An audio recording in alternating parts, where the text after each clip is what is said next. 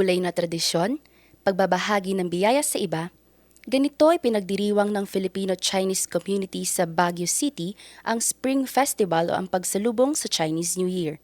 Ngayong taon, bukod sa makukulay na selebrasyon, bitbit din nila ang panalangin ng mas matibay pang relasyon.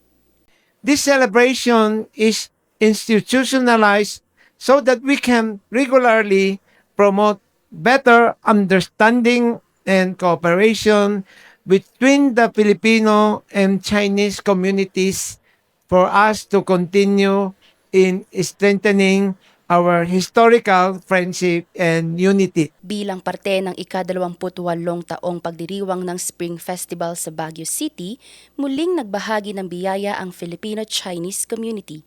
Bitbit nila ang mga grocery package at tikoy na simbolo ng maigting na samahan at matamis na ugnayan ng mga Pinoy at ng Filipino-Chinese community.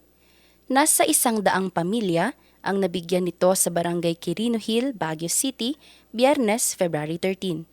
As we emphasize in every Spring Festival celebration, we greatly value relationship, and the celebration of this grand event will surely foster a closer and stronger bond between the Filipino and the Chinese communities. Samantala, nagmistulan namang Little Chinatown ang kahabaan ng Session Road noong Linggo, February 15.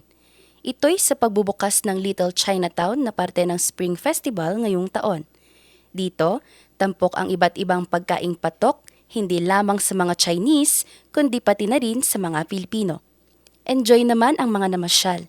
Samantala, naghahanda na rin ang Chinese-Filipino community sa Baguio sa inaasahang Grand Colorful Parade sa ika-18 ng Pebrero na magsisimula sa Session Road at magtatapos sa Melvin Jones Grandstand. Alexis Divine Mones, RNG News.